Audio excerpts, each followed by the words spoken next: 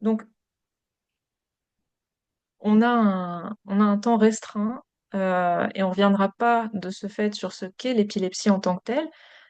Mais cependant, si vous êtes intéressé par le sujet, donc pour en savoir plus, je vous invite tous et tous évidemment à vous référer à notre site web, donc epibretagne toutattaché.org, à nous suivre éventuellement sur les réseaux sociaux si vous en avez. Donc nous, on est sur Facebook, Instagram et LinkedIn pour vous tenir informés des différentes actions qu'on peut mener pour informer et défendre les personnes autour de l'épilepsie, donc qui pourraient vous intéresser, car c'est aussi toujours intéressant de vous rencontrer. Donc ce soir, cependant, ce qui attrape notre attention, c'est la question des discours. Comment en parler, on a dit. Donc ça a été notre grande question quand on a préparé ce webinaire, car c'est une question qui est très vaste, qui est très ouverte, et parce qu'on sait des différents témoignages et des différentes sollicitations qu'on peut recevoir que cette question de parler d'épilepsie, c'est un passage complexe. C'est-à-dire que dire l'épilepsie, qui est une maladie qui est encore trop souvent victime de préjugés, de stéréotypes, de tabous, alors qu'elle peut concerner absolument tout le monde, avec deux pics d'incidence, l'enfance et l'adolescence et le troisième âge, bah, dire l'épilepsie, ça peut paraître un peu mission impossible tant on est parfois soi-même submergé, donc que ce soit en tant que personne touchée par la maladie ou en tant qu'aidant, et on est parfois dépassé par ce qui se passe. Et c'est pour ça que Epi-Bretagne a décidé de réunir ce soir différents intervenants, que je remercie pour leur présence, à l'image de nos convictions, c'est-à-dire des personnes qui ont un retour de terrain, des expériences diverses, tout autant en tant que personne avec une épilepsie, pardon, en tant qu'aidant, ou encore en tant que professionnels, et qui vont nous aider ce soir à partager des savoirs expérientiels, des connaissances en fait que seule la vie avec l'épilepsie nous amène à maîtriser et qui peuvent, je le crois, éclairer, conscientiser et surtout aussi, c'est ce qu'on espère pour in fine ce soir, rassurer sur ce sujet. Donc voilà, je les laisserai se présenter et sans plus attendre parce que voilà, j'ai dit qu'on avait un temps restreint et j'ai beaucoup parlé. J'aimerais interroger le titre qu'on a choisi. Donc, comment en parler? Je l'ai mentionné, en utilisant le comment, on questionne la manière de parler. C'est-à-dire qu'on s'est déjà fait finalement à l'idée de parler de son épilepsie comme si c'était une évidence. Mais pourtant, on voit que ça reste difficile, je l'ai dit. Alors, ma première question, elle va être très simple et je vais me tourner vers Alexandre. Donc, après que tu aies pu brièvement te présenter, l'épilepsie, on en parle ou pas? Bonjour à tous, bonsoir. Donc, moi, c'est Alexandre, j'ai 40 ans, je suis épileptique depuis l'âge de 30 ans. Donc, c'est arrivé sur le tard quand je travaillais. Et l'épilepsie, depuis, a bien évolué. Je suis pharmacorésistant. C'est-à-dire que les traitements n'ont pas d'effet sur l'épilepsie, etc. Euh, Est-ce qu'il faut en parler? Pour moi, oui, il faut en parler. C'est-à-dire que, il y a eu une vraie différence entre ma vie avant que j'en parle et un tournant monumental le jour où j'ai pris la décision de l'assumer et d'en parler. Ça a vraiment tout changé, donc ça, je pourrais le développer plus tard. Mais pour moi, oui, il faut en parler. D'accord, donc tu utilises des mots forts, tu parles de tournant monumental. Est-ce que, et là je pensais à Laurine, est-ce que toi aussi tu l'as ressenti comme tel? Et peut-être après le passage de Laurine, Ophélie, toi après également vous êtes présentées du coup toutes les deux, comment est-ce que tu l'as ressenti comme tel également? La même question pour tout le monde finalement. Eh bien, alors je suis désolée, j'ai pas de caméra. Bonjour à vous tous. Alors moi, en fait, je suis épileptique également. Je suis concernée par cette épilepsie. Moi, c'est depuis toute jeune. Ça fait partie de symptômes. Donc j'ai commencé à en faire quand j'avais 7 ans. Et c'est pareil également. J'ai des traitements assez lourds. Donc pour moi, il faut en parler. C'est important que ça soit avec la famille, avec les amis avec au niveau professionnel. Donc, je travaille également, je travaille. Donc, il faut en parler, c'est important. C'est des choses essentielles pour être bien et éviter de se sentir mal à l'aise envers les autres, et puis surtout bah, mal à l'aise aussi quand les personnes vont se retrouver au moment où on fait une crise, en fait. Ça fait paniquer. Enfin, moi, je sais qu'il y a plusieurs fois où j'étais entourée de personnes qui ont paniqué parce qu'ils n'étaient pas au courant. Donc, c'est des choses assez importantes et vraiment, il faut en parler. C'est mon conseil. Donc, ok, donc on entend quelque chose de monumental, quelque chose qui, donc tu dis, c'est essentiel pour être bien. Et ce qu'on comprend aussi dans ce que tu dis, c'est que c'est même le fait d'en parler, ça peut sauver, ça amène de la sécurité, vu que comme ça, les personnes peuvent agir en conséquence. Et toi, Ophélie, quel regard tu portes sur les deux premières interventions? Alors, tout d'abord, bonjour à tous. Donc, désolée, je n'ai pas non plus de caméra de mon côté. Je suis maman d'une petite fille qui a 8 ans et qui est atteinte d'épilepsie depuis ses 9 mois. Est-ce qu'il faut parler d'épilepsie? Oui, oui, il faut en parler. Alors, moi, j'ai encore cette expérience de l'enfant, donc j'en parle pour ma fille. Elle n'en parle pas encore, mais j'en parle pour ma fille et c'est important effectivement de ce côté sécurisant. Je trouve que les gens soient au courant que c'est une possibilité, que ça peut arriver, puisque ça prévient pas quand ça arrive chez nous. Voilà, c'est quelque chose qui peut arriver, donc pour moi, c'est important de pouvoir en parler et de mettre au courant l'entourage, l'école. Voilà, c'est important. D'accord. Donc, ce qui revient finalement, cette question de soulagement, de sécurité, de quelque chose qui rend plus facile la vie par la suite. Et maintenant, je me tourne vers Sandra. Est-ce que, qu'est-ce que tu penses finalement de cette question de la sécurité qui revient et de la facilitation, d'une certaine manière, de la vie?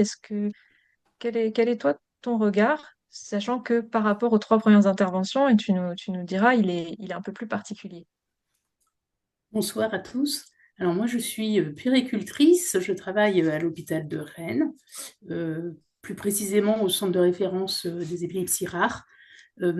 J'accompagne du coup les parents depuis l'annonce de la maladie jusqu'à la fin de l'adolescence, voilà, sur différents aspects. Et donc, sur le sujet de comment en parler, alors, tout au départ, quand on m'a sollicité, je me suis dit, honnêtement, pourquoi se poser la question pour cette maladie? Est-ce qu'on se pose la question pour les autres maladies? Et dans un premier temps, je me suis dit, ben non, je ne pense pas qu'on se pose la question pour le diabète, pour l'asthme, voilà. Et puis après, j'ai été chercher les réponses quand même. Finalement, je me suis dit, est-ce que vraiment il y a une différence? En discutant avec des collègues qui accompagnent aussi des parents dans d'autres maladies chroniques.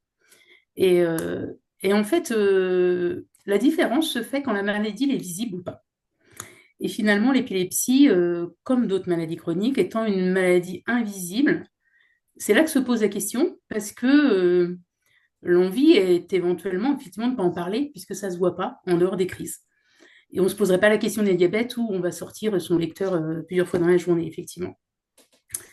Donc, bon, voilà, déjà, c'était voilà, ma première réaction. Et puis après, bah, alors par contre, est-ce qu'il faut en parler? Oui, en tant que professionnel, nous, on accompagne pour en parler. Après, la question vient après comment et à qui et voilà et pourquoi.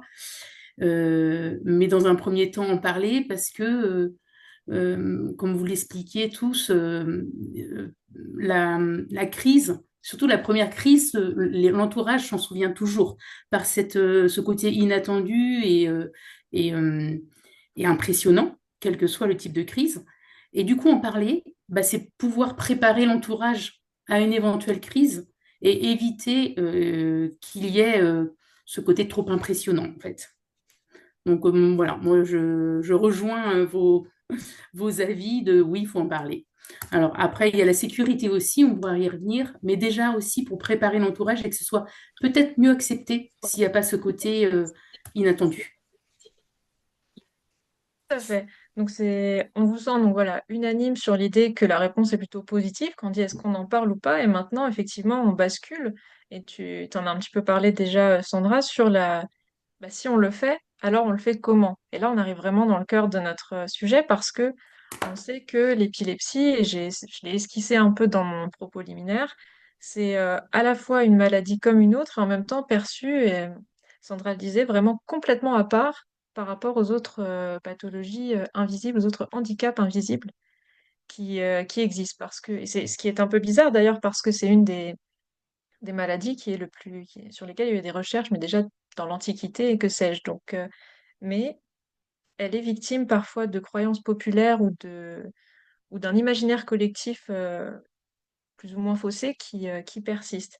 Donc, c'est pour ça que pour pallier à cela, parce que même parfois, avec toute la bienveillance du monde, les interlocuteurs ou interlocutrices n'entendent pas toujours parce qu'ils ont ces constructions, quel déroulé pour en parler? Quels mots on adopte? Comment on peut décrire tout ça, en fait? Et quels seraient finalement les conseils qu'on donnerait pour quelqu'un qui se dit, bah, je suis décidée, j'ai envie d'en parler, mais je ne sais pas comment faire. Parce que ça peut amener à se dire, bah, du coup, je ne le fais pas. Laurine, est-ce que tu aurais une idée de réponse, on va dire? Eh bien, moi, j'aurais plutôt utilisé une forme de pédagogie et expliquer ça en expliquant, en rassurant, on va dire. Parce que c'est vrai que c'est quelque chose qui va faire paniquer. Et donc, j'aurais expliqué, enfin, je sais que moi, par exemple, au travail, j'ai été entourée beaucoup de gens qui savaient pas comment gérer les crises. Donc, du coup, ils m'ont dit, ah, mais comment il faut faire quoi? Comment il faut faire?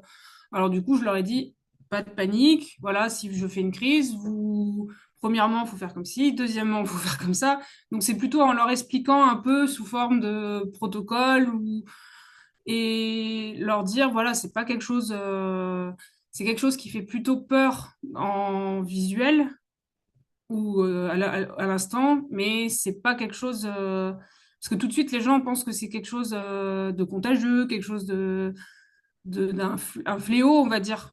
Et ça, c'est compliqué. Donc enfin, je pense qu'il faut rassurer et utiliser les bons mots sous forme de pédagogie, en fait. Et moi, je sais que plusieurs fois, les explications que j'ai données aux gens autour de moi, ça a plutôt bien marché, on va dire. La pédagogie, oui, effectivement, tout à fait, c'est quelque chose qui, pour le coup, peut aider parce qu'on est dans une démarche explicative. Alors, ça montre aussi, du coup, que il faut, de ce fait, apprendre à se connaître soi-même, ou du moins à connaître son épilepsie d'abord. Oui, Qu'est-ce que c'est tu en ça. penses, Alexandre? Alors, effectivement, pour pouvoir en parler, ça veut dire qu'il faut déjà connaître son épilepsie. Il faut aussi assumer son épilepsie, ce qui n'est pas forcément évident. C'est-à-dire que au départ, l'épilepsie peut déjà ne pas être identifiée correctement. Une fois que le diagnostic est posé, il faut qu'elle soit équilibrée. Il y a plein de choses à voir. Et ensuite, il faut assumer sa maladie. Assumer sa maladie, c'est pas quelque chose de simple à faire. Et en parler à son entourage, effectivement, c'est important, c'est primordial, que ce soit les amis ou la famille. Il faut aussi avoir conscience que on va en perdre. On gardera les meilleurs et les autres, on va en perdre parce qu'effectivement, ceux qui ont peur de la maladie ou qui ne sont pas prêts à accepter qu'on soit handicapé, et de le reconnaître, faut laisser de côté. Dans le monde du travail, c'est différent. On n'attend pas de nous des copains, on n'attend pas de nous que des collègues soient des amis. Mm. Par contre, avant que je l'annonce, je pensais que je maîtrisais les choses, que j'arrivais à cacher les choses, et puis je me planquais pour faire mes crises. Ça se passait pas trop mal, je pensais que ça passait inaperçu. Le jour où j'ai fait mon coming out au boulot, clairement, je me suis rendu compte que je faisais fausse route, mais depuis longtemps. J'ai eu des cas où j'ai eu des absences, notamment des réunions. Des réunions, je passais 1 heure en tête-à-tête avec un supérieur hiérarchique dans un bureau sur un sujet. Je retournais le voir l'après-midi pour lui demander quand est-ce qu'on en parlerait. Ah, j'avais aucun souvenir de ce qu'on avait fait le matin. Lui, il pensait que je me foutais de sa gueule et puis clairement que j'étais de mauvaise volonté et que je n'étais pas un bon travailleur. D'autres collègues, quand ils ont appris que c'était de l'épilepsie, m'ont dit, ah bah oui, mais telle date, tu m'as fait ce coup-là, telle date, tu m'as fait ci. Et en fait, ça m'arrivait régulièrement, je ne le savais pas. Le jour où je l'ai dit, ça a été accepté au boulot, ça a été beaucoup plus facile, j'avais plus besoin de me cacher, j'avais plus la pression de me dire si jamais je fais une crise, qu'est-ce qui va se passer? Les gens le savaient, à partir de là, c'était accepté et ça passait beaucoup mieux. Donc en fait, beaucoup moins stressé. Qui dit moins stressé, moins de crise. Et voilà, ça marche quand même beaucoup mieux. Oui, donc finalement, on a c'est intéressant parce qu'on revient aussi sur cette question de la sécurité, mais sur un autre volet qui est moins tant la sécurité physique et psychologique qui sont déjà capitales, mais aussi la sécurité dans l'emploi. Le fait qu'on puisse du coup se sentir moins finalement en danger au travail et moins sur sur la ligne que quand on doit aller, comme tu disais, se cacher pour faire ses crises, Voilà, c'est par ça. exemple. Alors, cette question de il y a la sécurité dans l'emploi, mais il y a également, là, on a Ophélie qui est là et également aussi l'expérience de Laurine et de Sandra, on verra plus tard. On a la sécurité à l'école aussi qui est importante parce que du coup, assumer sa maladie, on vous a entendu, c'est important. Comment on fait quand c'est notre enfant et qu'on doit assumer finalement la maladie sans, parce qu'Ophélie, par exemple, tu as très bien dit, ta fille n'en parle pas encore pour elle. Comment tu fais pour faciliter, pour le fait qu'elle puisse l'assumer par la suite auprès de l'école? Et comment c'est perçu? Quel discours tu emploies? Alors, effectivement, là, bah, c'est pareil à l'école, c'est un lieu où, bah, on se pose pas la question, il faut le dire, puisque voilà, il y a des procédures à mettre en place, et puis, Inès est une petite fille qui a des difficultés scolaires, donc voilà, dans tous les cas, il était important de le dire à l'école. Et effectivement, j'entendais, la question d'assumer, l'épilepsie en tant que malade, et il y a aussi l'assumer en tant qu'aidant. Et c'est vrai que là, voilà, c'est quelque chose, ben, pour le coup, qui a été, assez naturel pour nous de l'assumer. Et maintenant, c'était, ben, voilà, comment en parler et quelles répercussions ça allait pouvoir avoir, puisque, Inès, par chance, a été stabilisée assez rapidement avec le traitement. Donc, ben, il y a ce handicap invisible, qui est présent effectivement, puisque, bah, les crises, heu, sont pour le et cette question de de pouvoir prouver, en fait, devoir prouver par, A plus B que, effectivement, Inès a bien cette épilepsie. Donc, début de la scolarité, c'était encore tout frais, cette annonce de diagnostic. Donc,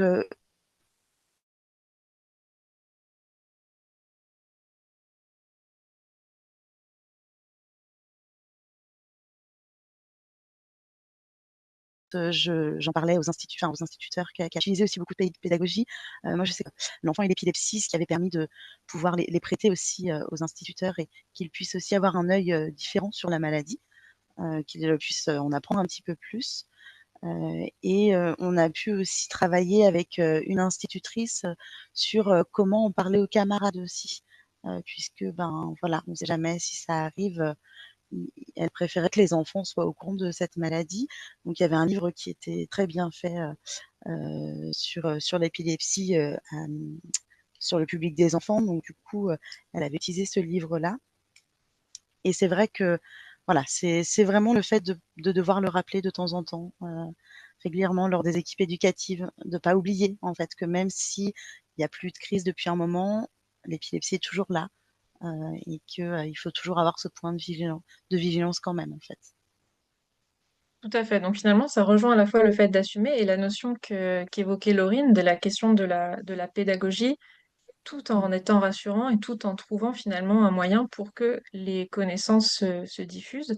Donc au travail, à l'école et justement auprès de l'école, nous on entend beaucoup quand même auprès des Bretonnes dans les sollicitations des personnes qui se sentent mal à l'aise à en parler à l'école parce qu'ils ont l'impression ou même en emploi, mais l'école en tout cas pour la plupart, ils ont l'impression que ça va être difficile et et qu'ils ne seront pas entendus. Alors est-ce que Sandra, toi, tu aurais aussi, on voit que Ophélie, elle nous a donné quelques clés. Est-ce que toi, tu pourrais en apporter d'autres sur des mots qu'on pourrait utiliser ou qui pourraient marcher peut-être auprès des personnes qui auraient du mal à entendre, si j'ose dire.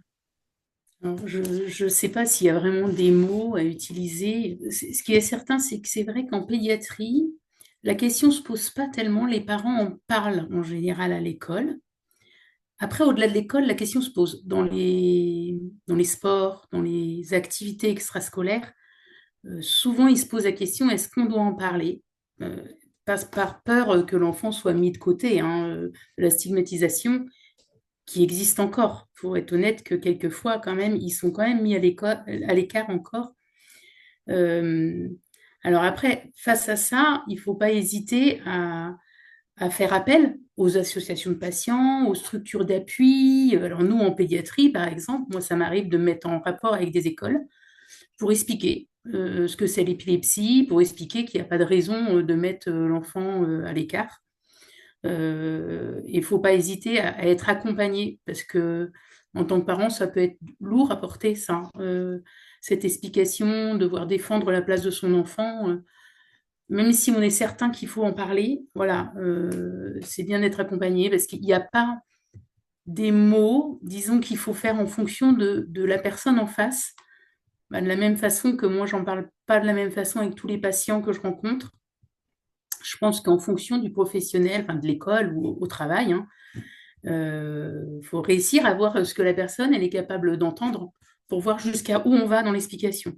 C'est-à-dire que soit on explique juste qu'on a une épilepsie et on dit juste qu'on peut faire des crises, mais on ne va pas plus loin, ou alors on va jusqu'à expliquer vraiment le type de crise qu'on fait pour qu'on explique la conduite à tenir. Après, j'ai le cas d'un jeune, parce qu'en fait, autant les parents ne se posent pas la question, autant les ados, souvent ça se pose. Alors là, les ados ne sont pas du tout prêts à en parler. Et j'avais eu le retour d'une maman dont le jeune a fait un stage en troisième, donc il n'a pas voulu en parler. Et ça rejoint le témoignage d'Alexandre, parce qu'il ne l'a pas dit, sauf qu'il faisait des absences. Bon, voilà, qui n'avaient pas été reconnues comme telles hein, par l'équipe, c'était dans une boulangerie. Et il a fini par faire vraiment une absence prolongée, avec vraiment derrière un gros coup de fatigue qui l'a obligé à aller s'allonger. Et là, il l'a dit. Du coup, aux ouvriers avec qui il travaillait, il a dit, mais en fait, je suis épileptique, et c'est comme ça qu'ils l'ont appris. Et j'en ai discuté avec la propriétaire de la boulangerie qui avait accepté ce stage, et elle dit, bah, en fait, je voyais bien qu'il y avait des choses qu'elle n'allait pas, mais j'ai l'impression qu'il était ralenti, qu'en fait, il ne comprenait rien. Et maintenant, je comprends. En discutant, il dit, ben, en fait, je comprends que c'est parce qu'il devait faire des absences et il n'enregistrait pas. Et du coup, ça peut être ça aussi l'intérêt de le dire, c'est qu'on soit pas, qu'on n'interprète pas justement notre difficulté de concentration ou notre fatigue de façon de travers, quoi, en fait, et qu'on puisse accompagner et expliquer pourquoi on a ces difficultés-là. Et cette, Tout à fait, effectivement. juste propriétaire de boulangerie, là, je lui avais dit, oui, mais en fait, si vous l'avez dit dès le début, est-ce que vous l'auriez pris en stage? C'est là la question. Alors elle me dit oui, parce qu'elle connaissait, enfin voilà, elle connaissait le monde du handicap. Donc elle dit oui, je l'aurais pris et j'aurais préféré le savoir dès le début. Après voilà, mais je pense que bien accompagné, je sais bien que tout le monde va dire oui, mais bon, on a toujours des cas où c'est difficile. Après, il ne faut pas être tout seul, quoi. Bien sûr, mais après on peut entendre, tu dis, elle connaissait le monde du handicap. Ce qui est compliqué, c'est que il faut aussi faire en sorte que ça ne soit plus une affaire de connaisseurs Oui. pour accepter une personne qui a un handicap. Je voyais, Alexandre, est-ce que tu avais envie de réagir?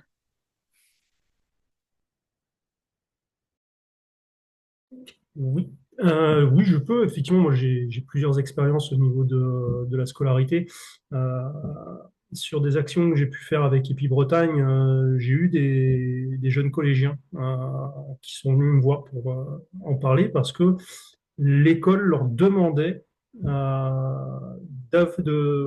d'avouer leur épilepsie quelque part devant l'ensemble de la classe, devant tout le monde. Dire je suis épileptique, voilà ce qui se passe, etc. Et les jeunes, forcément, pas très chauds pour ce genre de choses. Au collège, je les comprends complètement. Et je les avais rassurés là-dessus en leur disant, bah non, et il faut pas le faire si tu n'es pas prêt à le faire. Parce que déjà, il n'y a pas d'obligation. Donc, il faut vraiment que ça vienne de la personne épileptique. Il faut qu'elle se sente de le faire, il faut qu'elle l'assume pour être capable de le faire. je leur avais proposé de les accompagner pour le faire avec eux s'ils en avaient envie. Et parce que, à partir du moment où on l'annonce, pour moi, ce qui est important, c'est de l'annoncer, mais de façon positive. C'est-à-dire qu'aujourd'hui, dans le cadre de mon parcours professionnel, voilà, j'avais plus le droit de travailler du fait de l'épilepsie, donc j'ai repris des études, je suis à l'université sur Bordeaux, et quand je suis arrivé à l'université, eh bien du coup, je l'ai annoncé au corps enseignant, j'ai annoncé l'épilepsie, et leur réaction, ça a été tout de suite de dire, OK, pas de souci, est-ce que on peut en discuter ensemble parce que je veux savoir ce que je dois faire si jamais ça arrive. En fait, ils avaient la trouille, ils savent pas ce que c'est. Ils avaient juste besoin d'être rassurés, de leur expliquer voilà comment ça va se présenter, voilà ce qui va se passer, ce qu'il faut faire, pas faire, etc. À partir de ce moment-là, en fait, ça passe super bien. Ils comprennent la fatigue, ils comprennent les absences, ils comprennent pas mal de choses. Ça facilite les choses au quotidien, c'est imparable. Mais ça veut dire qu'il faut être prêt à le dire. Et quand on l'annonce, ce qui est important, c'est de l'annoncer positivement avec des solutions. Pas de mettre quelque part le problème dans les mains de la personne en face sans lui dire ce qu'il faut faire, parce que là, on va être complètement perdu. Et puis, au contraire, on va l'angoisser plus qu'autre chose. Oui, donc ça rejoint finalement la question de la pédagogie, le mot qu'avait énoncé Laurine et qui traverse un petit peu vos témoignages et qu'on a bien entendu. Et tu parlais de positivité et je pense que c'est vraiment important. On est sur les dernières 10 minutes de cette première partie du webinaire. En termes de, si vous deviez, on va dire, parler de quelque chose de positif qui a pu, enfin, de comment finalement en avoir parlé a permis de libérer quelque chose, d'amener du positif dans votre vie. On a déjà un petit peu égrené quelques indices, Alexandre, tu pourras peut-être nous en dire plus. Bon, si tu veux, oui. Comment ça a amené, et là je me tourne peut-être vers Laurine, si tu devais dire comment ça a permis de faciliter finalement les choses et d'amener du positif dans ta vie, qu'est-ce que tu prendrais comme fait et quel conseil principal finalement tu donnerais? Moi, ça a été, j'ai su trouver les bons amis. Le fait que j'ai effectivement dit que j'étais épileptique à l'école, par exemple. C'est vrai que la scolarité, c'est compliqué quand on fait beaucoup de crises, c'est pas facile. J'ai su trouver des amis qui m'ont accompagnée beaucoup. Dès que je faisais des crises, ils restaient avec moi la soirée, le soir, ils me ramenaient chez moi. Enfin, j'ai su l'élément positif, c'est ça.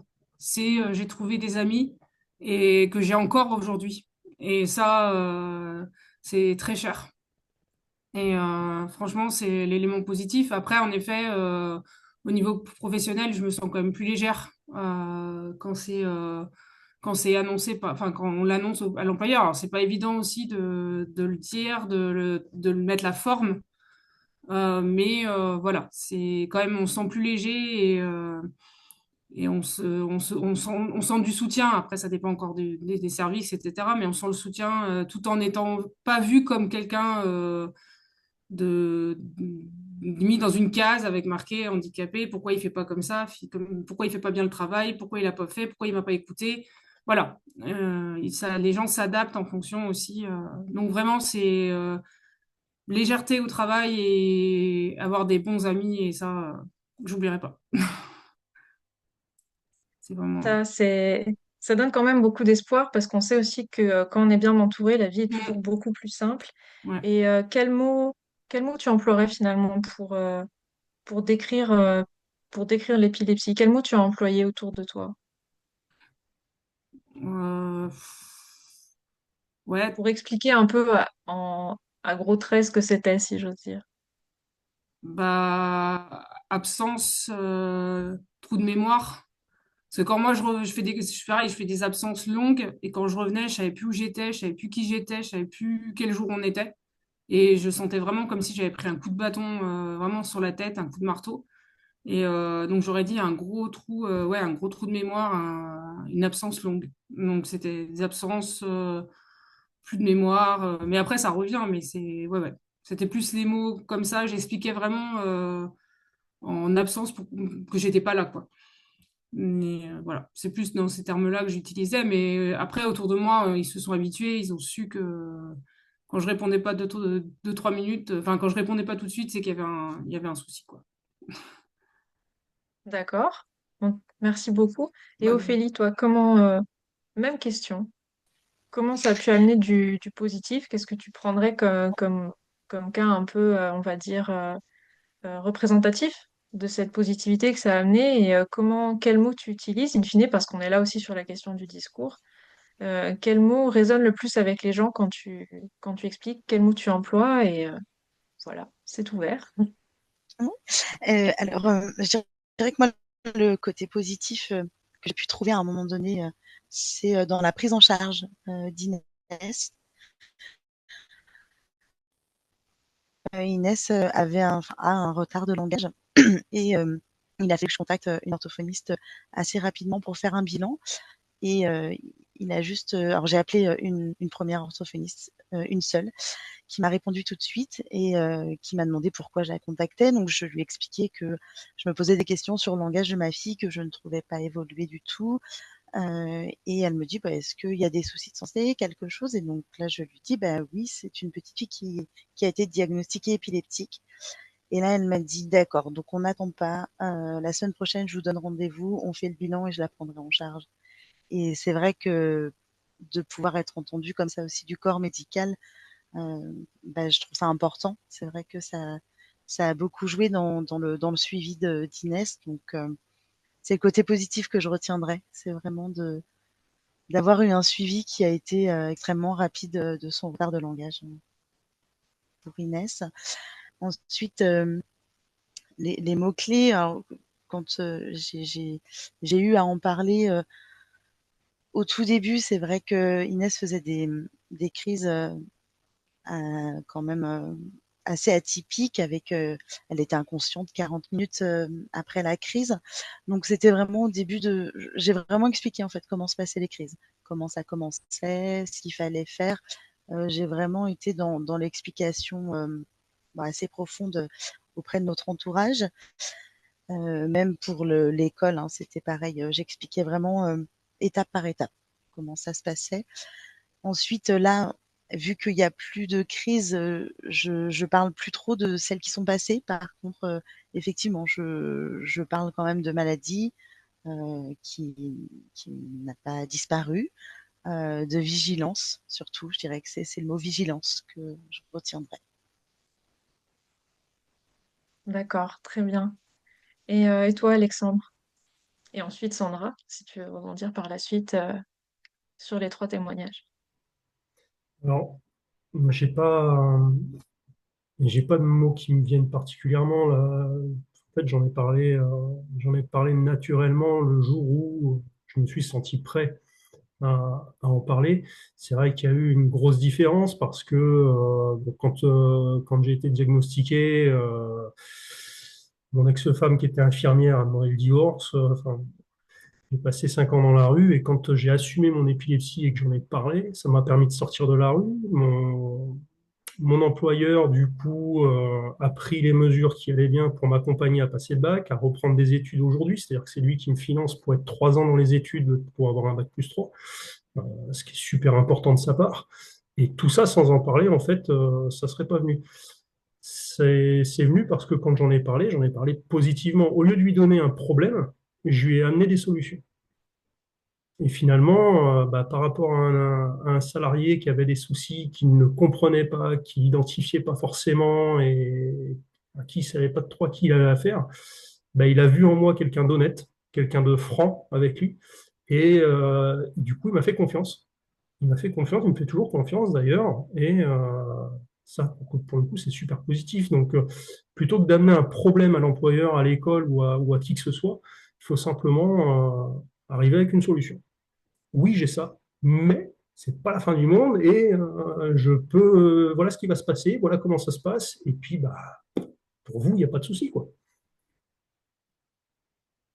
Oui, c'est ça, parce qu'en fait, en gros, le message qu'on entend, c'est que finalement, les personnes avec une épilepsie, aidants ou aidantes, les proches, voilà, ont souvent une appréhension, une peur un peu à en parler, mais la peur est bien plus souvent de l'autre côté, entre Oui, guillemets, et c'est ça l'idée, c'est de venir la c'est ça. désamorcer en amenant, comme tu dis, sans poser un problème, mais en amenant des solutions. C'est ça. La peur, elle est vraiment en face parce que l'épilepsie fait peur. Quelqu'un qui fait une crise d'épilepsie, voilà, il y a ce que les gens ont l'habitude d'entendre, ont l'habitude de voir et la réalité. Et ça leur fout la trouille parce qu'ils savent pas comment réagir, ils savent pas comment bien faire les choses, qu'est-ce qu'ils doivent faire, pas faire, etc. Et c'est très méconnu, donc c'est quelque chose qui fait peur. À partir du moment où on leur explique, là, il y a plus aucun problème et c'est vrai que c'est plus simple pour tout le monde. Tout à fait. Sandra, est-ce que tu as quelque chose à ajouter? Oui, alors, je prendrai à nouveau les ados, puisque c'est leur libre arbitre d'en parler ou pas. En fait, dans ceux que je rencontre, finalement, ceux qui en parlent souvent rapportent que ça leur a apporté un peu de liberté. Alors pourquoi de la liberté?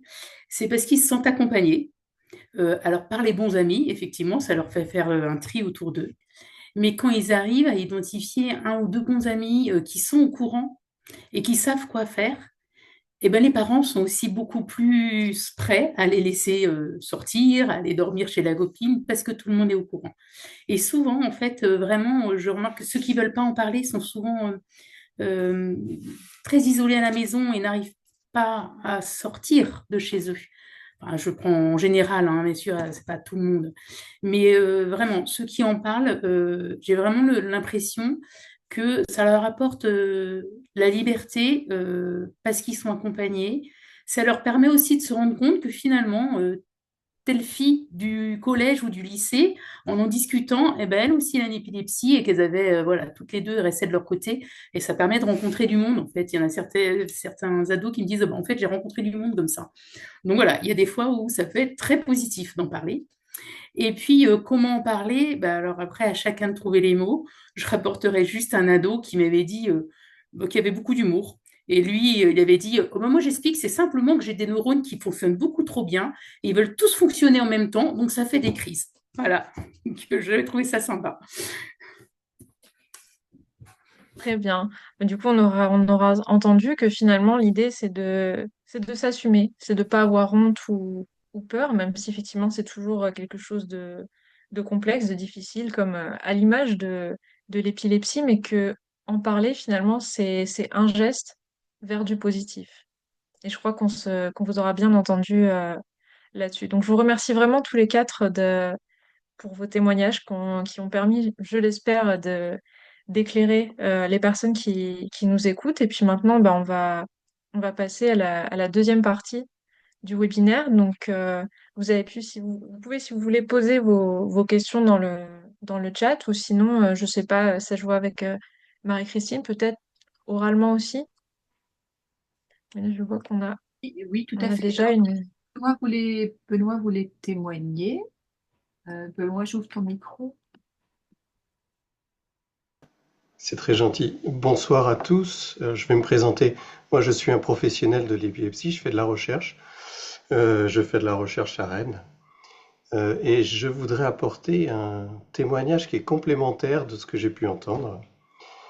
J'ai une amie autour de moi qui est à Paris, qui est 34-40 ans, et qui est enseignante dans une école. Et c'est elle qui est épileptique. Et à la rentrée, elle annonce à tous ses élèves qui ont entre 11 et 15 ans, alors tout dépend des années, elle leur explique qu'elle est épileptique, elle leur explique ce que c'est, elle leur explique ce qu'il faut faire, et elle explique ce qu'elle attend d'eux qu'ils doivent faire dans ce cas-là. Et ça se passe très très bien. Et quelque part, les enfants même, on va dire, il faut comprendre, s'approprient un petit peu la maladie de l'enseignante et à la limite sont presque fiers de ça. Je dirais que si elle fait une crise, ça va être même la compétition entre eux pour pouvoir s'occuper de la maîtresse. Et aussi bien de la part du directeur que de tous les élèves, ça passe formidablement bien. Voilà. Oui, donc ça montre, enfin, c'est très intéressant et j'entends J'entends ce témoignage, d'autant plus que moi-même, j'ai une épilepsie et des élèves. Donc c'est vrai qu'il y a aussi cette idée, vous parliez de l'appropriation de la maladie par, alors là en l'occurrence les élèves, mais par les personnes. Il y a aussi, je pense, mais je vois aussi pour les intervenants ce qui pourraient, s'ils pouvaient réagir, c'est cette idée qu'une fois qu'on a compris, la peur redescend et ça en devient même satisfaisant de dire qu'on peut aider, en fait. Oui, surtout quand on explique ce qu'il faut faire.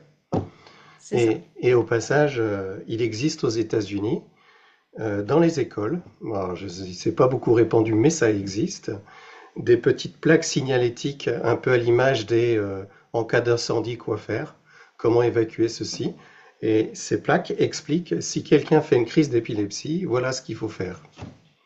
Et c'est une version en anglais et une version en espagnol. Et nous, on n'a pas ça.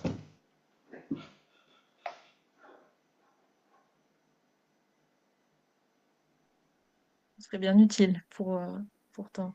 Oui, avec le risque aussi, c'est que si on fait ça pour l'épilepsie, il y a peut-être pour d'autres pathologies qu'il faut le faire. C'est Et ça. peut-être qu'après, il y aurait des affiches tout le long de la classe. Et puis, avec un problème de... J'aimerais, si je peux me permettre, j'aimerais aussi un petit peu ouvrir le débat. On entend effectivement très souvent, effectivement, il faut parler de l'épilepsie, mais aussi, moi, je rajoute derrière, il faut expliquer ce qu'il faut faire en cas d'épilepsie.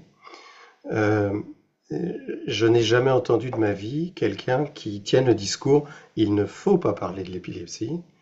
Est-ce que parmi vous, quelqu'un a déjà entendu un discours tel et quelles étaient les raisons que la personne invoquait? Alors à titre personnel, moi oui. Hmm. Je- Du coup, je m'incruste un petit peu dans l'intervention. C'est assez drôle parce que c'est ce dont on parlait un peu avant d'ouvrir cette réunion. Moi, je sais que mes parents, au début, étaient très désorientés face à l'épilepsie. C'est d'ailleurs ce qui les a fait contacter des associations de patients, EpiBretagne en l'occurrence, parce qu'en fait, ils avaient peur de la stigmatisation et des pertes de chance qui sont réelles.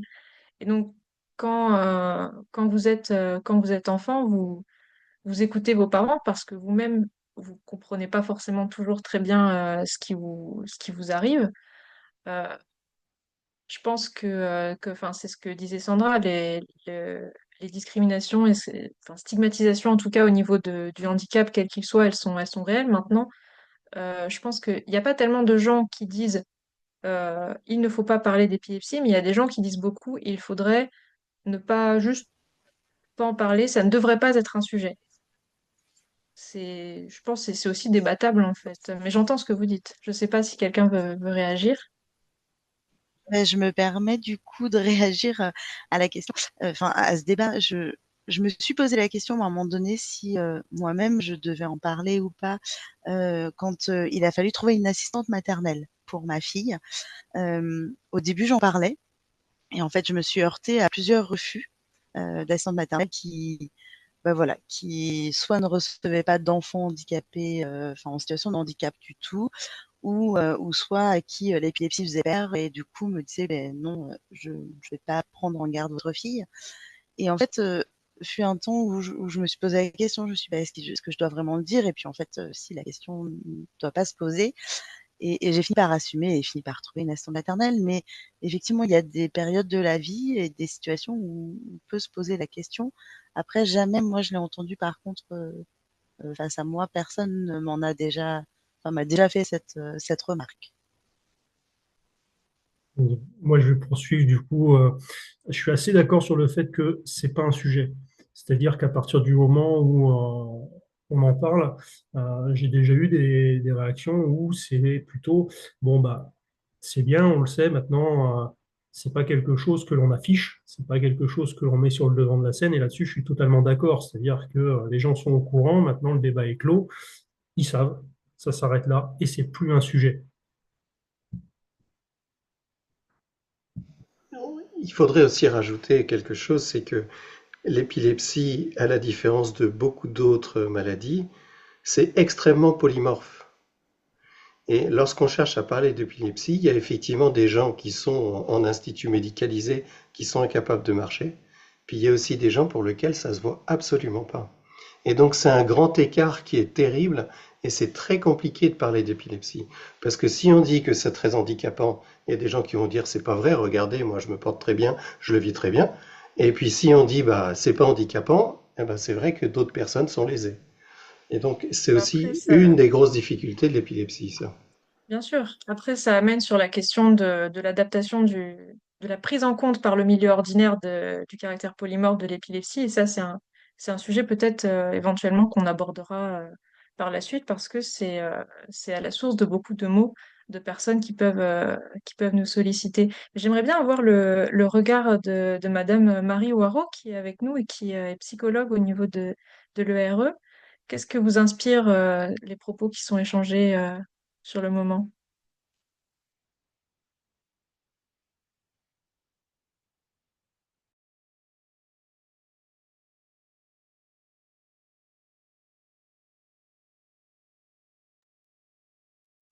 Alors, je n'arrive pas à ouvrir le micro. Je ne sais pas si vous nous entendez ou si vous voulez peut-être mettre un mot dans le chat. Attention, pouf. Ouais.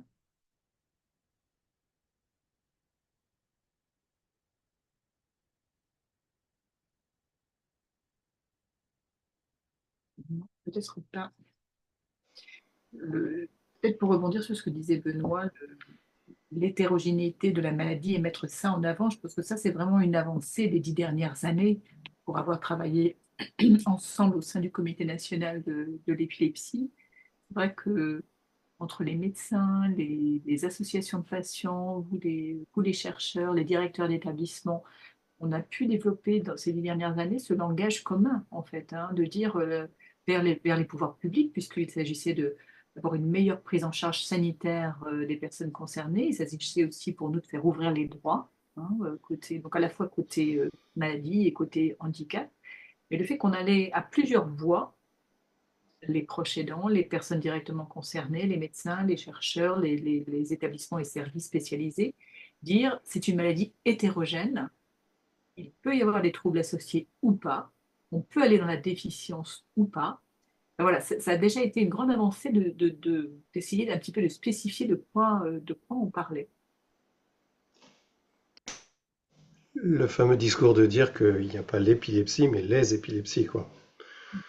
Et, mais je crois que c'est bien intégré maintenant. Alors, Et en fait, moi, justement, enfin, oui, pas si bien intégré que ça, en fait, encore dans les écoles. Quand j'interviens et que j'explique justement la présence d'épilepsie au pluriel et que d'une à une autre, ça n'a rien à voir, souvent ils sont étonnés. Ils connaissent souvent l'absence, la crise tonico-clonique, puis ça s'arrête là, parce que c'est ce dont on parle le plus. Et puis il y a toutes les autres, et puis comprendre que finalement il peut y avoir des troubles associés, des troubles des apprentissages à divers degrés, ça ils font pas le lien. Donc après, ça vaut le coup de vraiment de réexpliquer toujours que et même les parents en fait, c'est la première chose que je leur explique quand je les rencontre, moi, c'est qu'il y a des épilepsies parce qu'il y a toujours effectivement un voisin ou quelqu'un qui va dire ah oui, mais moi aussi, je connais quelqu'un qui a une épilepsie. Alors, soit ça a été catastrophique, voilà, la personne, ça a été très compliqué. Soit la personne, finalement, il a guéri très vite ou il s'est fait opérer. Donc, vous inquiétez pas, on peut se faire opérer. Donc, c'est important d'accompagner et au-delà de est-ce qu'on en parle, on est tous d'accord, oui. Comment on en parle? Eh ben, en fait, qu'est-ce qu'on dit? Est-ce qu'on dit tout? Est-ce qu'on dit pas tout? En fait, ce serait encore même à réfléchir, quoi, en fait. J'ai ma petite réponse, hein. Pour moi, voilà. Pour moi, en fonction, il ne faut pas toujours tout dire.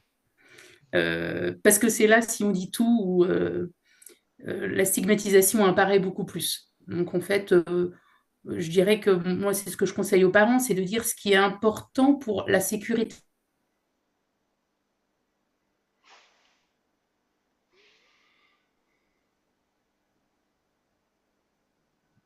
Coupez ton micro, Sandra, pardon. Oui, apparemment, on n'a pas entendu la dernière phrase. Je disais qu'en fait, c'est ce que j'expliquais aux parents quand ils me demandaient. Moi, quand on en discute, je leur dis, bah, alors peut-être qu'il n'y a pas besoin de tout dire en fonction du type d'épilepsie. Dire que ce qu'il y a besoin pour la sécurité de l'enfant et pour un bon accompagnement à l'école. Mais quelquefois, il y a des types d'épilepsie qui sont essentiellement nocturnes. Donc, est-ce que vraiment, quand les crises sont essentiellement nocturnes, de quoi on parle? Est-ce qu'on doit le dire partout? Est-ce que voilà, souvent ça se pose la question. À l'école, c'est une chose, mais après, le sport qui fait que le mercredi, est-ce que j'en parle? Il y a aussi les différents lieux où ça peut se C'est là où discuter. on en revient à la pédagogie, C'est ça, finalement. c'est En la fait, de trouver pédagogie et la ne question pas du discours, c'est de trouver hésiter. les bons discours pour les bonnes personnes, Voilà. Et c'est vrai selon que je les rejoins contextes. Alexandre, c'est comprendre sa maladie, son épilepsie. C'est important de déjà comprendre son épilepsie pour pouvoir en parler de la bonne façon. Alors voilà, après, je conseillerais de se retourner vraiment quand même vers le médecin, et demander s'il y a des structures qui peuvent accompagner pour savoir quoi dire et comment le dire quand même. Je ferai la remarque quand même que la façon dont on aborde la chose, on est dans un cas simple. Mais il y a des épilepsies pour lesquelles il faut donner un médicament au moment de la crise. Et là, c'est tout de suite plus compliqué. Oui et non, c'est pour ça qu'à l'école, en fait, quand il y a ce médicament d'urgence à donner, la question d'en parler ne se pose pas, puisqu'en fait, il y a tout de suite un PAI de mis en place pour les enfants, et du coup, on est obligé d'en parler. Donc finalement, c'est pour ça que ça se pose moins souvent chez l'enfant. Dès qu'il y a un PAI, on en parle. Alors comment, qu'est-ce que je dis, j'explique, ça c'est une chose.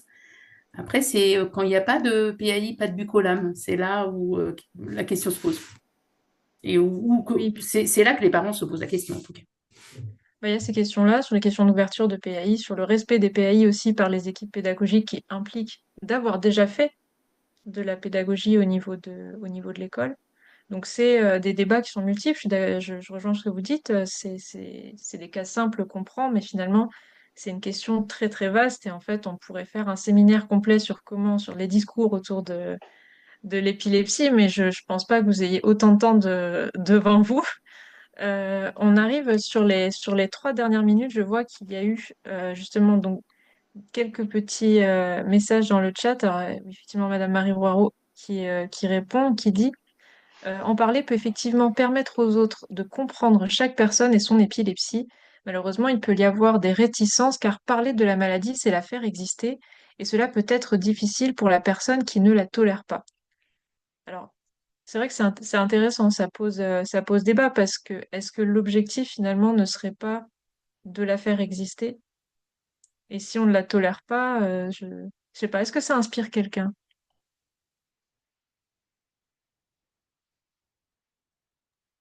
Alors, juste pour préciser, je pense que Marie Voiro, le micro ne fonctionne pas. Voilà, donc c'est dommage qu'on ne vous ait pas en direct.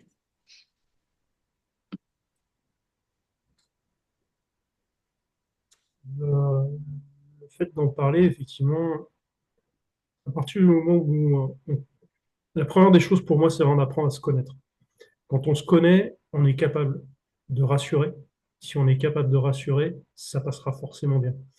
Je prends un exemple à l'université où je suis actuellement, au sein du personnel et du corps enseignant, on a une personne qui est épileptique, qui fait des crises généralisées de temps en temps. Ils n'en ont pas forcément parlé aux étudiants. Et de par mon parcours, etc., ils m'en ont parlé. Et c'est vrai que ça me permet d'avoir un regard différent sur cette personne-là, de tout de suite voir quand il y a un souci, si elle se met un peu à l'écart, etc. Et du coup, de ne pas forcément la solliciter dans ces périodes-là. Ça lui est arrivé de faire une crise généralisée dans le couloir devant l'ensemble des étudiants. Euh, je me suis même pas posé la question de ce qui se passait, je savais. Donc à partir du moment où je savais, j'ai pu écarter les étudiants et faire en sorte de la mettre au calme et au repos gentiment sans qu'il y ait tout de suite l'armada et la panique. Donc oui, avoir quelques personnes ressources, que ce soit au travail, à l'école, etc., à partir du moment où c'est bien amené, je pense que c'est important.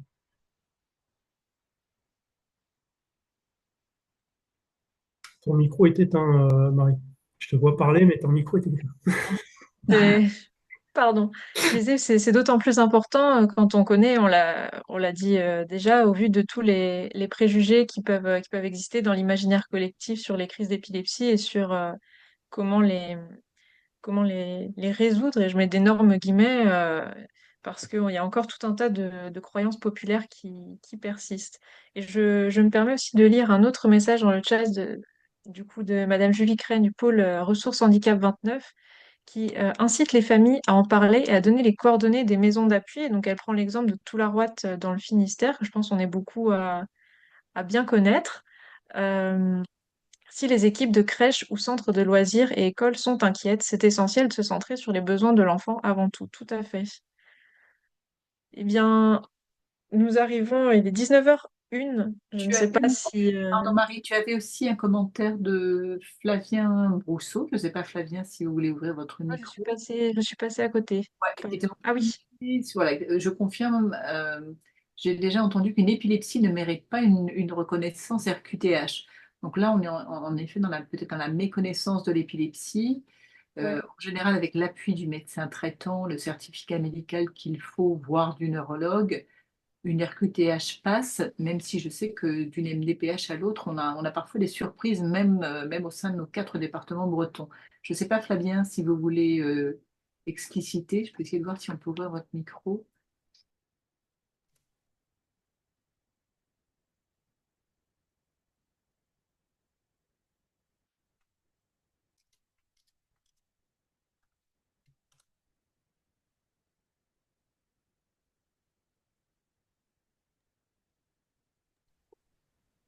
Non, pas de micro. Ah. Bonsoir. Je ne sais pas si on m'entend. Je suis Marie Waro, la psychologue de l'équipe ressources épilepsie. Si, on t'entend, Marie, tu peux y aller. Ah, parfait. Désolée, j'ai trouvé un autre moyen avec le téléphone pour me connecter. Euh, oui, bah, effectivement, en parler, c'est quelque chose d'important puisque déjà, ça permet de faire comprendre ce qu'est sa propre épilepsie pour les autres, parce que c'est à chaque fois différent. Et ça permet aussi de trouver, en fin de compte, des solutions. Parce que le fait de garder pour soi, ça peut être très impactant aussi dans la relation à l'autre, parce que l'autre ne comprend pas. Et souvent, on voit aussi un isolement de la personne, parce qu'il y a aussi le fait de ne pas être dans une norme, en tout cas, c'est comme ça qu'on en entend parler. Et ça peut être très compliqué d'être dans un lien social, justement, avec ce, ce que disent souvent les usagers, mais un peu cette épée de Damoclès. Et s'ils n'en ont pas parlé, c'est d'autant plus dévastateur en fin de compte, dans ce lien-là à l'autre. Et il y a aussi toujours la difficulté qui revient régulièrement de comment en parler si on a un nouveau conjoint ou une nouvelle conjointe. Comment en parler pour pas que ça détruise le couple? Parce qu'il y a toujours cette peur, en fin de compte, que ça vienne tout chambouler ou que ça vienne justement faire peur aussi à l'autre. Et c'est d'autant plus aussi dans le travail. C'est est-ce que ça va faire peur aux employeurs? Comment est-ce que le poste peut être adaptable? Enfin, il y a plein de choses qui vont venir justement faire que la personne avec une épilepsie a peur. C'est vraiment ce mot-là qui revient, c'est cette crainte de la réaction de l'autre en fin de compte. Et je mettais aussi dans le message, effectivement, c'est que parfois, certaines personnes ont tellement du mal à accepter cette maladie qu'ils préfèrent ne pas en parler pour qu'elle soit loin derrière eux, en fin de compte, pour la mettre dans une case. Et il y a les crises qui vont venir les rappeler à l'ordre presque, comme quoi la maladie est toujours là. Mais pour eux, c'est aussi un moyen de défense en fin de compte, pour ne pas la faire exister et pour essayer de continuer de vivre sans. Mais souvent, c'est là où c'est très compliqué et c'est très dévastateur là aussi, puisque c'est le corps qui est impacté et puis après, c'est eux-mêmes aussi qui le sont, par ailleurs psychiquement aussi. Donc Bah, voilà. c'est là d'où vient finalement, ça rejoint ce que disait Alexandre, c'est que vous dites effectivement que du coup, et c'est ça tout le principe du discours, c'est en parler, parler de quelque chose, c'est la faire exister dans l'espace mental, cognitif des personnes. Et c'est un premier pas vers l'assumer, pour reprendre ce que disait Alexandre. Et donc c'est vrai que chacun est prêt à son rythme euh, à assumer la maladie. Mais en tout cas, effectivement, c'est là aussi où les suivis peuvent aider. Et je reprends l'exemple de Toularoide pour la scolarité qui vraiment est là peut-être. Laurine, peut-être tu peux nous en parler un petit peu. Oui, alors c'est vrai que c'est un aide très précieux. Moi, j'y suis allée, j'avais 18 ans, j'ai fait ma scolarité à Rennes dans un lycée classique, général, et je faisais 6 crises par jour. Et donc, c'était assez compliqué. Alors, évidemment, l'amitié, les amis, c'est important. Là, mes amis étaient tout le temps là.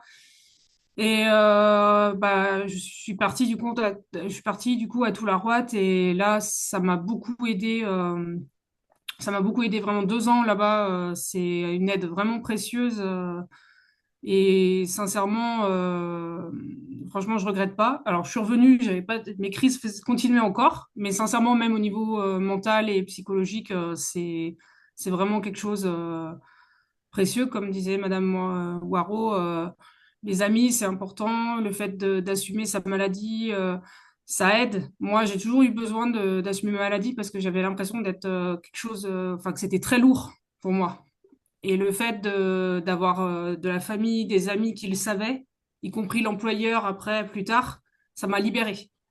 Donc, je suis quelqu'un qui a toujours besoin de pas avoir des choses trop lourdes sur moi, en fait. Et c'est vrai que c'est important. Après, en effet, Tout la Watt m'a aidé à faire ça. M'a aidé à dire, voilà, c'est mieux pour le quotidien. Voilà, m'a accompagné pour ça. Et je sais aussi trouver des choses pour m'accompagner au quotidien, pour me libérer aussi en quelque sorte, comme la lecture, l'écriture, les dessins. Et ça, ils savent très bien faire pour nous soutenir au quotidien et c'est génial. Franchement, il n'y a rien à dire. Tout la à Châteaulin, même si je pense que tout le monde est peut-être familier. Est-ce qu'il y a... Parce qu'on a vu du coup que ça t'a beaucoup aidé et tu n'es pas la seule dans ce cas. Est-ce que tout le monde est au clair avec tout la ou faut qu'on revienne un peu sur ce que c'est?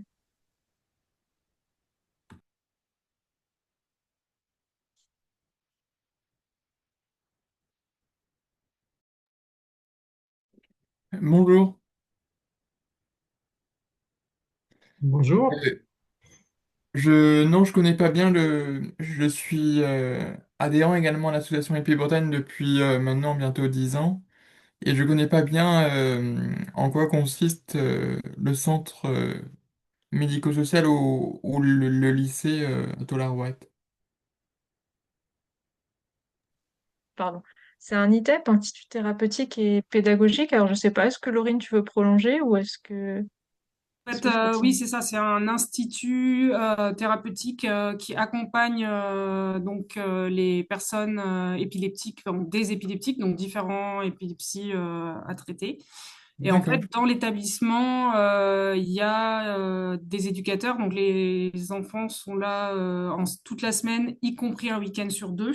Ils rentrent chez leurs parents un week-end sur deux.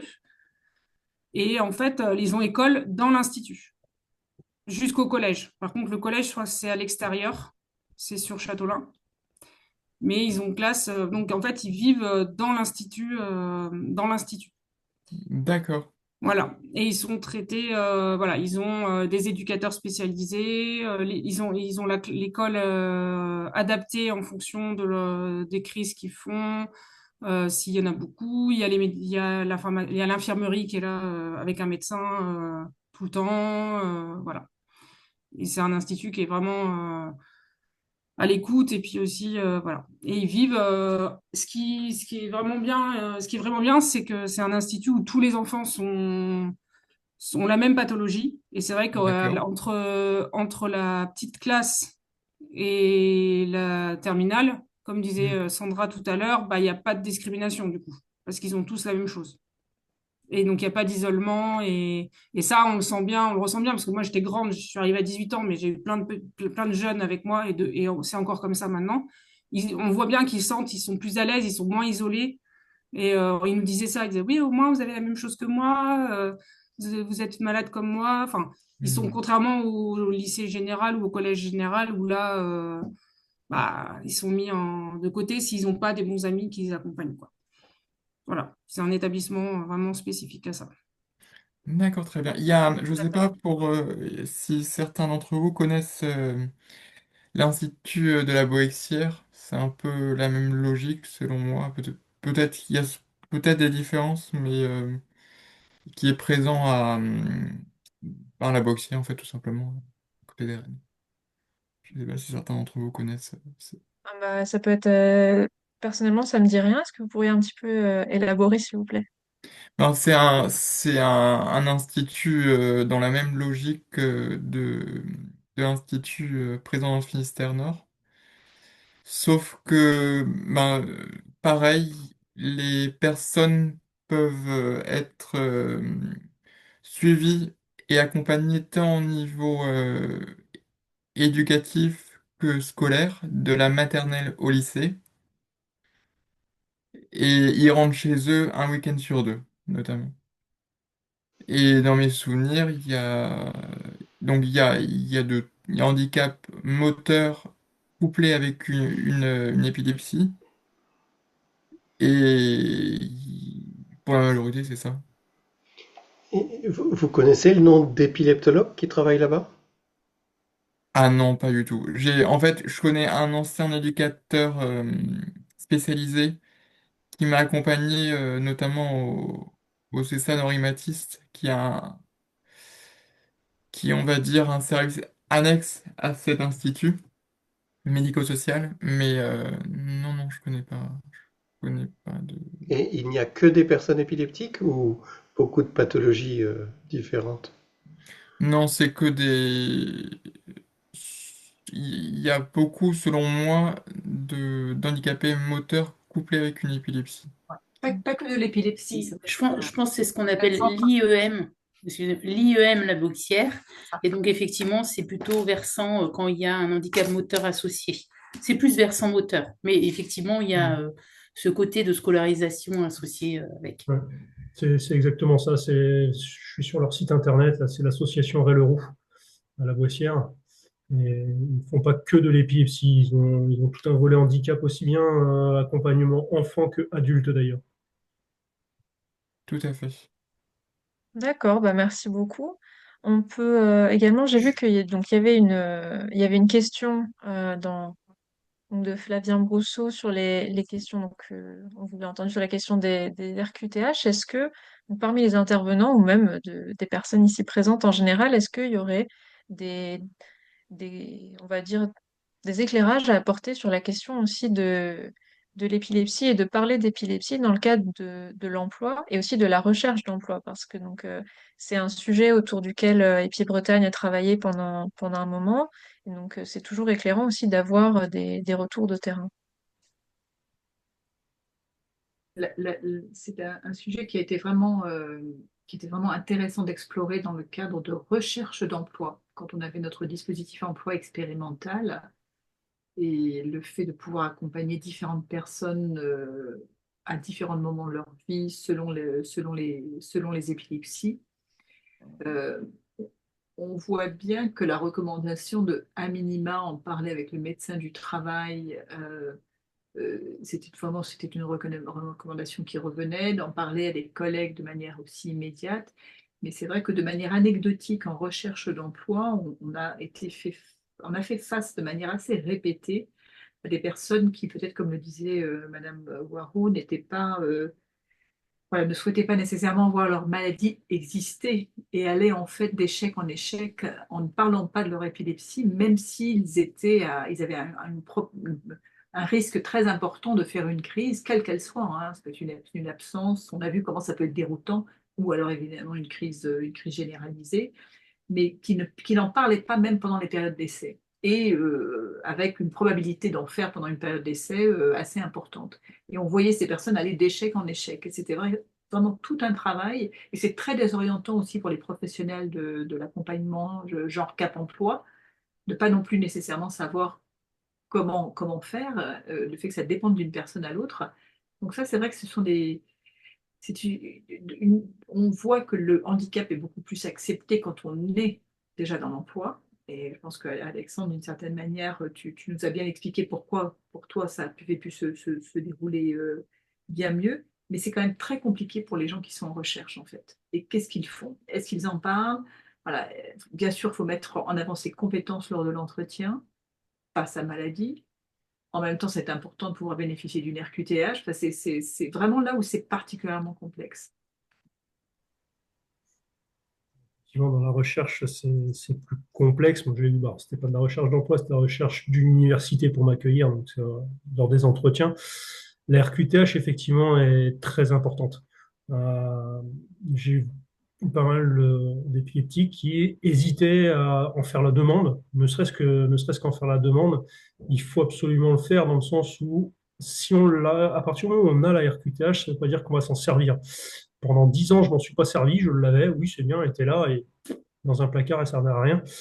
Mais le jour où j'ai été obligé d'arrêter de travailler, j'ai dû reprendre des études, etc., eh ben, j'étais bien content de l'avoir, puisqu'en fait, ça donnait des aides à mon employeur, ça a donné pas mal ça a ouvert pas mal de droits à formation et autres pour les reconversions. Et le délai pour faire ce document auprès de la MDPH, pour faire les dossiers, les démarches, etc., est extrêmement long. De demander quasiment maintenant près d'une année. Donc, anticiper les choses et avoir le document en réserve, ça peut servir, on ne sait jamais, et c'est pas parce qu'on a la RQTH qu'on doit la faire valoir systématiquement auprès de l'employeur. Bien sûr, et j'ajoute aussi que dans le cadre des études supérieures aussi, c'est un document, donc tu parlais des droits, mais c'est aussi un document qui permet d'accéder parfois à des bourses, la RQTH, notamment dans le cadre des masters ou des doctorats. Hum. Il y a des doctorats handicap en fait qui existent par exemple, et où parmi les justificatifs, en fait, on peut demander soit la notice de demande de RQTH à la MDPH ou la RQTH si vous en disposez déjà. Voilà. Alors, ça donne effectivement droit à des bourses, mais ça donne aussi droit à du tiers-temps. Pour les étudiants, les lycéens et autres dans les études, lors des examens, ça permet d'avoir du temps supplémentaire pour les épreuves et être beaucoup plus serein parce qu'on sait qu'on peut avoir un peu plus de temps pour réfléchir. Donc, ça facilite les choses. Et Vous si je n'avez peux me pas permettre de rajouter un élément en plus, une RQTH permet à des étudiants en situation de handicap et notamment ayant une épilepsie de d'obtenir une année supplémentaire sur un BTS ou un master. Je m'explique, au lieu de faire un BTS en 2 ans, grâce à la RQTH et en collaboration avec l'équipe pédagogique, il y aura la possibilité de la faire passer en 3 ans. Et donc sur 10 modules à valider, de valider la moitié sur la première session et de valider la deuxième moitié sur la deuxième session en troisième année. Mais d'où l'importance de bien valoriser la RQTH auprès des formateurs au moment où vous souhaitez postuler quelle que soit la formation en question. Je vais ajouter, vous n'en êtes pas là ni les uns ni les autres, mais au niveau droit à la retraite, alors je crois que c'est toujours avec à 59 ans, avec une RQTH, vous avez le droit de partir à la retraite. Euh, alors quand la retraite était à 62, je sais qu'à 59, on pouvait partir à la retraite. Alors je ne sais pas si ça tout a bougé depuis ou pas, mais c'est aussi important et c'est quelque chose qui, par contre, est à demander. Alors, pareil, il faut vérifier, peut-être Laurence L'Effondré, je ne sais pas si toi tu as l'info, mais il faut avoir bénéficié de cette RQTH pendant un petit moment. Donc, c'est aussi le genre de choses qu'il faut penser quand vous arrivez à la quarantaine bien passée ou à la petite Exactement. cinquantaine. C'est exactement ça. Tout à fait. En fait, bonsoir. Moi, donc, du coup, je viens d'être titularisée dans la fonction publique. J'ai passé ma visite médicale et c'est le médecin du travail qui m'a dit ça. Moi, je l'ignorais complètement. Et en fait, elle me dit, c'est quand même bien d'en parler à l'employeur et de montrer ce document, la RQTH, parce que ça te donnera un avantage à la retraite. Donc du coup, j'ai procédé comme ça et du coup, ils ont un avantage aussi, ouais, les employeurs quand quelqu'un, les salariés présentent la QTH. Donc là, tout le monde est content. Moi, j'ai un petit avantage et eux aussi. Donc après, ça regarde chacun, hein, mais c'est quand même bénéfique. Voilà. Mais ça vient de se passer, c'est vraiment récent, hein. Il y a 1 an, là. Mm. Je remarque aussi Flavien qui indique attention, la RQTH n'est pas délivrée à vie. Ben, j'ai envie de dire, ça Oui, dépend. Et ça dépend dans quel cas aussi, hein. c'est Euh, ça. donc, Flavien, si vous avez, alors voilà, si vous n'avez pas, il ne faut pas ouvrir votre micro, mais n'hésitez pas à nous contacter par mail. Ça peut être soit le mail que vous aviez pour le webinaire ou epi.bretagne@gmail.com ou le formulaire sur le site. Si vous avez vraiment des soucis avec cette RQTH, parce qu'on peut peut-être vous aider par rapport à ça.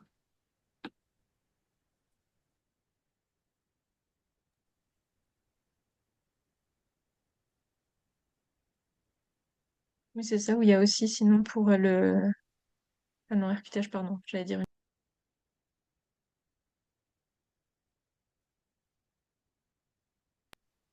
Très bien. Est-ce qu'il y a d'autres questions et d'autres sujets que, tant qu'on est, il nous reste une dizaine de minutes.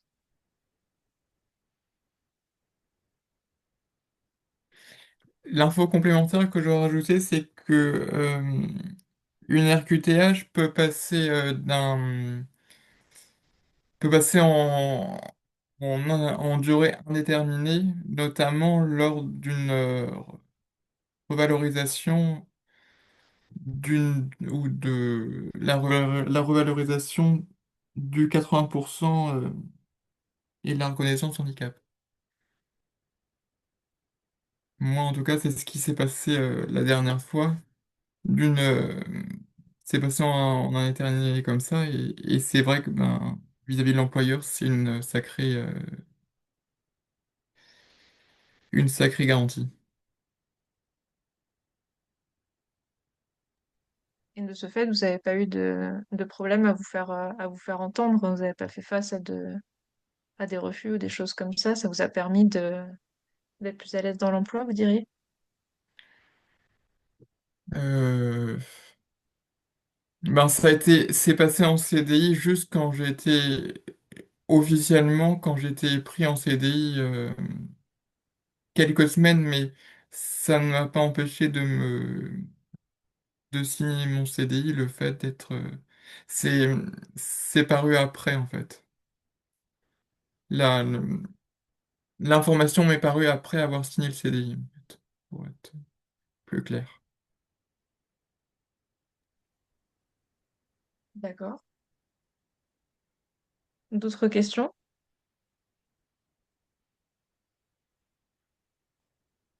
Bah, écoutez, je pense que du coup, on va arriver sur la fin. Est-ce que je peux demander du coup à nos intervenants qui ont été très gentils de témoigner, de nous proposer leurs conseils et de finir sur une note positive, s'ils devaient donner voilà, une idée principale, quelle serait-elle? Et je pense on finira là-dessus. Alors, je vais peut-être commencer par Sandra et ensuite on fera le tour. L'idée principale, j'ai envie de dire que plus on va parler, plus ça va être facile d'en parler. En fait, c'est un peu bête, mais c'est vraiment ça, en fait. Alors, nous, en tant que professionnels, mais vous aussi, en tant que concernés, en fait, c'est en parlant, on voit bien que d'autres maladies, où on en parle partout, c'est affiché partout, et ça devient plus facile à vivre parce que tout le monde connaît. Et si on arrive à en parler plus, ça facilitera forcément après l'annonce pour les personnes. Voilà, c'est juste ça que je pourrais Tout à apporter en fait. conclusion. Non, c'est vrai, mais c'est en parlant aussi que on se connaît aussi, pour reprendre ce que disait Alexandre, on se connaît Mm. nous-mêmes et notre épilepsie aussi de plus en plus. Et ça permet aussi de dédramatiser la chose et de pouvoir être plus à l'aise avec au quotidien, on va dire, du moins sur les points d'explication. Ophélie, Alors moi, si j'avais un mot à dire, ce serait oser, oser en parler. Après, du coup, c'est vrai que toutes ces réflexions m'ont amené au fait où, bah là, moi, je suis aidante, donc en parler, c'est peut-être plus facile pour moi. Mais je pense que qu'en parler, ça va aider ma fille aussi à pouvoir elle-même parler de sa maladie. Et c'est vrai que voilà, je pense que la communication d'aidant à un malade quand il est enfant, bah, je pense qu'elle est importante pour la bonne évolution de l'enfant avec sa maladie et l'acceptation. Tout à fait. Et peut-être Laurine et ensuite Alexandre. Alors moi, je dirais rester positif et aller de l'avant et pas être focalisé sur la maladie, surtout pas. Ça, rester focalisé dessus, ça engendre du stress et ça relance. Enfin voilà, le stress met du stress et puis ça fait refaire des crises. Enfin voilà, faut vraiment être positif et aller de l'avant. Moi, je dirais. Ça permet aussi de se libérer Mais évidemment, on n'oublie pas ce qu'on a. Évidemment, on n'oublie pas l'épilepsie, mais il faut pas être focalisé dessus. Voilà, moi, ça serait c'est mon mot de la fin. Bien sûr, c'est garder à l'esprit qu'il y a, voilà, là on a parlé beaucoup d'épilepsie, de parler d'épilepsie, mais qu'on conserve quand même une vie Voilà, à c'est côté. ça. Et encore, et Alexandre, Ouais. du coup, pour terminer, last but not least. Bon, bah, vous l'aurez compris, hein, pour moi, c'est positif de partout. Effectivement, je vais rejoindre Laurine là-dessus. Euh, on est épileptique, mais l'épilepsie, c'est pas ce qui nous définit. On existe d'abord en tant qu'être humain avec nos envies, ce que l'on veut faire et nos compétences, nos capacités et tout ce qu'on veut. On a notre petit truc en plus. On a notre petite épilepsie qui est là, qui se balade et puis de temps en temps qui dit tiens, je suis là, tu m'oublies pas, hein, qui le fait bien savoir.